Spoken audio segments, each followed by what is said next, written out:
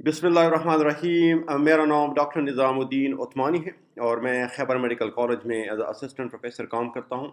और मैं Pakistan society of physician, जो कि पाकिस्तान में फिजिशियन की सबसे बड़ी सोसाइटी है, मैं उसका जनरल सेक्रेटरी भी हूँ।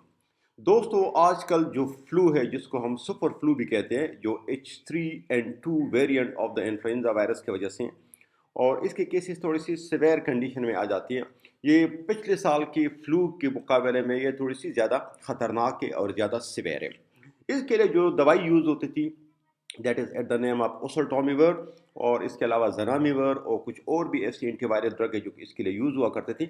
लेकिन पाकिस्तान में ये बाहर से आ जाती थी टेमीफ्लू के नाम पे, और वो बहुत महंगी हुआ करती थी। तकरीबन 6-7 हज़ार रुपये की 10 कैप्सूल आ जाती थी। अब ये दवाई पाकिस्तान में भी बनना शुरू हुई है, और ये तकरीबन 400 रुपये की 10 कैप्सूल आती है, जो कि मेरे ख़्याल में काफ़ी इजीली अफोर्डेबल है।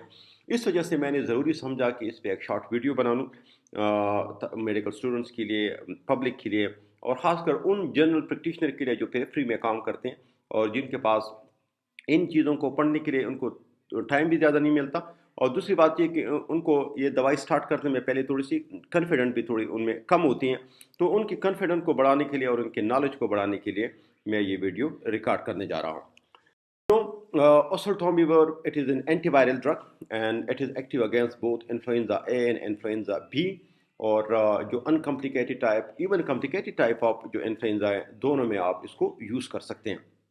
इवन वो लोग जिनको इन्फ्लुएंजा ना हो और जिनकी क्लोज कांटेक्ट हो, यानी डॉक्टर, नर्सेज, पैरामेडिक्स, इस तरह अगर कोई क्लिनिक में काम करता है या चेस्ट वार्ड में जो कोई काम करता है, या अगर आपके घर में कोई मरीज़ है, बेड रिडन है और उसको इन्फ्लुएंजा है और आप उसकी खिदमत कर रहे हैं, तो आप इस दवाई को प्रोफाइलेक्सिस यानी उस इन्फ्लुएंजा से बचने के लिए भी आप उसको यूज़ कर सकते हैं। ये बच्चों में भी आप दे सकते हैं, बूढ़ों में भी आप दे सकते हैं, एल्डरली में भी आप दे सकते हैं। प्रेगनेंसी में it is considered as a category C drug. Category C drug pharmacology के स्टूडेंट समझते हैं, लेकिन ये है कि इस पर एनिमल स्टडी में सेफ्टी प्रोफाइल आई है। ह्यूमन स्टडी इस पर अभी तक नहीं है कि प्रेगनेंसी में इसकी सेफ्टी डॉक्यूमेंटेड है या नहीं है। लेकिन जो एनिमल स्टडी है उसके बेसिस पे आप कह सकते हैं कि it is safe in pregnancy. आप 5 दिन के लिए अगर आप ये दवाई दे दें तो इसके साथ कोई प्रेगनेंसी रिलेटेड कॉम्प्लिकेशन नहीं आती। और इसका जो की फीचर है वो ये है कि अगर आप इसको विद इन 48 आवर्स, अगर आप इस दवाई को शुरू कर ले विद इन 48 आवर्स, तो इसकी इसकी इसकी जो इफेक्ट है वो बहुत ज़्यादा बढ़ जाती हैं। मैकेनिज्म ऑफ एक्शन, ज़ाहिर बात है कि ये ड्रग काम कैसा करता है, ठीक है।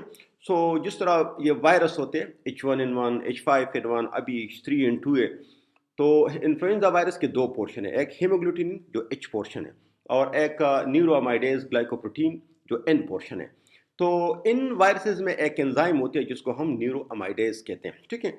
That neuraminidase enzyme is responsible for the release of virus. जब एक वायरस सेल के अंदर चली जाती है, वहाँ पे वो बहुत सारे उसकी कॉपीज बन जाती है, बहुत सारी कॉपीज। वो कॉपीज फिर उसी सेल से निकल के वो दूसरे सेल्स को इन्फेक्ट करते हैं, और फिर उसी तरह वो कॉपीज निकल के बंदा कफ करता है, खांसी में बाहर आ जाती है, और वो दूसरे लोगों को भी इन्फेक्ट करते हैं, ठीक है।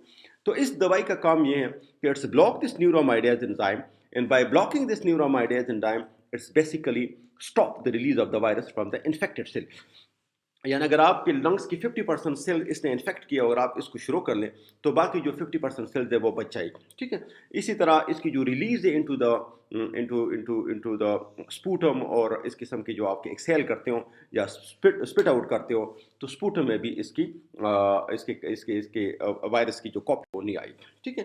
किस तरह हम लेते हैं? इट इज़ टेकन ओरली, यानी मुंह से लेते हैं, कैप्सूल ज़ाहिर बात है ओरली हम लेंगे। The dose is 75 milligram BD. 75 milligram 75 milligram capsule में आती है। बीडी फॉर 5 डेज, यानी सुबह शाम 5 दिन के लिए लेने।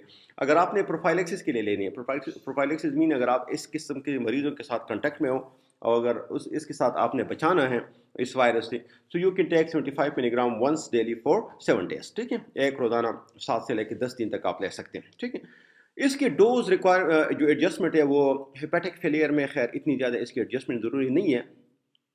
लेकिन कोई एडवांस्ड लीवर डिजीज़ हो तो आप इसके डोज को एडजस्ट कर ले, और एडवांस रीनल डिजीज़ हो या कोई ऐसा मरीज़ हो जो कि डायलिसिस पे हो, तो ऐसी मरीज़ों में फिर आप इसके डोज को एडजस्ट करें, ठीक है।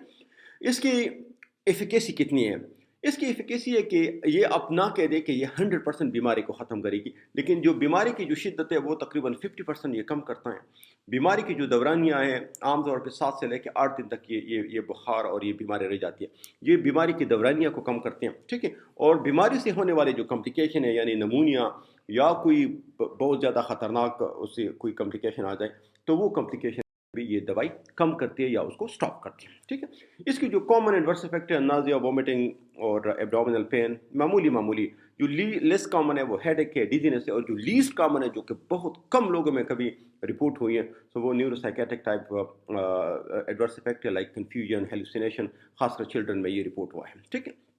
اس کی کوئی میجر کنٹرا انڈیکیشن نہیں ہے، اگر کوئی مریض اس کو الرجک ہو تو آپ اس کو نہ دیں، otherwise there is no major contraindication. Renal failure میں تھوڑا سا آپ اس کے ڈوز کو کم کر لیں۔ پریگنینسی میں بھی جس طرح میں نے کہا کہ it is considered as a category C drugs, human study اس پہ اتنی زیادہ نہیں ہے، اینیمل اسٹڈی اس پہ زیادہ ہے، لیکن اینیمل میں اس کی سیفٹی اپرووڈ ہے and you can even use it in pregnancy as well, ٹھیک ہے۔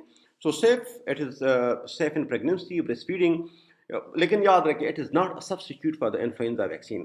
بدقسمتی سے انفلوئنزا ویکسین کے بہت کم کاپیز پاکستان میں آتے ہیں، تو اور پوری دنیا میں اس کی کاپیز بہت کم ہوتی ہیں، اس لیے we can consider this as a drug of choice for the influenza. لیکن ایک بات یاد رکھے، اس کو ریزسٹنٹ آ سکتی ہے فیوچر میں اگر ہم اس کو مس یوز کر لیں۔ تو آپ نے انفلوئنزا اور رائنو وائرس جس کو ہم نزلہ کہتے ہیں اس میں آپ نے فرق ضرور کرنا ہے۔ اگر مریض کی کوئی ناک کے سمٹم زیادہ ہے، یعنی اس کا ناک زیادہ بہہ رہا ہے اور اس کے ناک میں خارش ہو رہی ہے اور اس کو سر درد ہے اور اس کو بخار اور سینے کے علامات کم ہیں، تو سمجھ لیں کہ یہ نزلہ ہے، this is rhino virus, this is not influenza virus, ٹھیک ہے۔ اگر مریض کو تھروٹ سے نیچے سمٹم زیادہ ہے، یعنی اس کے گلے میں تکلیف ہے، اس کو سانس لینے میں تکلیف ہے، اس کو خشک کھانسی ہے اور اس کو بہت زیادہ بخار ہے اور اس کو میلیز ہے یعنی تکھاوٹ ہے، ٹھیک ہے، تو ایسے مریض میں آپ کہہ سکتے ہیں کہ now this is influenza and you will have to go for the influenza. لیکن یاد رکھیں یہ الرجی کی دوائی نہیں ہے، یہ رائنو وائرس یا نزلہ کی دوائی نہیں ہے، یہ انفلوئنزا کی دوائی ہے، اور انفلوئنزا اور رائنو وائرس میں آپ نے فرق ضرور کرنا ہے۔ یہ جو 4-5 باتیں میں نے آپ کو بتائی، that is more than enough to differentiate between the influenza and the rhinovirus, ٹھیک ہے۔ With this, I am to the end of this presentation and thank you very much. God bless you all.